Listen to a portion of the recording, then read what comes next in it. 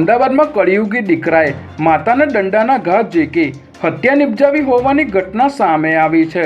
મકરબા વિસ્તારમાં આવેલા ઓડાના મકાનોમાં રહેતા કપિલાબેન દેવી પૂજક અને તેમના પુત્ર અજય વચ્ચે ઘરની માલિકીને લઈને લાંબા સમયથી વિખવાદ ચાલતો હતો। ત્યારે અજયે તેની માતા પાસે ઘરના બદલામાં પૈસાની માંગણી કરી હતી, પરંતુ કપિલાબેને પૈસા આપવાની ના પાડતા અજય ઉશ્કેરાયો હતો અને આવેશમાં આવી લાકડાના દંડા વડે માતાના માથામાં ફટકા મારીને મોત નિપજાવ્યું હતું। ત્યારે પોલીસે આરોપી અજય દેવી પૂજકની ધરપકડ કરી લીધી છે।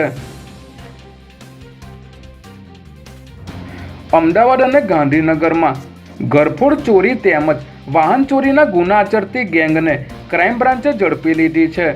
આરોપીઓએ સિલજ સર્કલ તરફ જતા બ્રિજ નીચેથી સ્પ્લેન્ડર બાઇક, ભાડજ કેનાલ પાસે આવેલા ખુલ્લા મેદાનમાંથી એક્ટિવાની, નરોડા ગેલેક્સી ખાતે આવેલ મોબાઈલ ઝોન નામની દુકાનમાંથી અલગ અલગ કંપનીના 11 મોબાઈલ તેમજ કલોલની 500 ચોકડી પાસેથી સુઝુકી એક્સેસની ચોરી કરી હતી। ત્યારે બાતમીના આધારે ક્રાઇમ બ્રાન્ચની ટીમે આનંદ ઠાકોર, સાહિલ ઠાકોર, ક્રિસ પટેલ અને એક કિશોરને અટકાયતમાં લઈને આરોપીઓએ આચરેલ અન્ય 8 જેટલા ચોરીના ગુનાઓનો પણ ભેદ ઉકેલી નાખ્યો છે।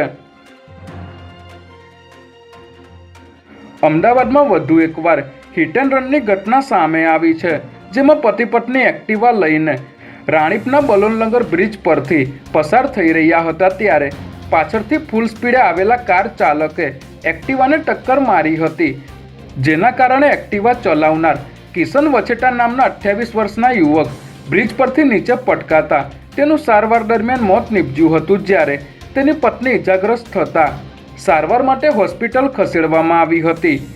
આ બનાવ અંગે એલ ડિવિઝન ટ્રાફિક પોલીસે કાર ચાલક વિરુદ્ધ ગુનો નોંધી તપાસ શરૂ કરી છે।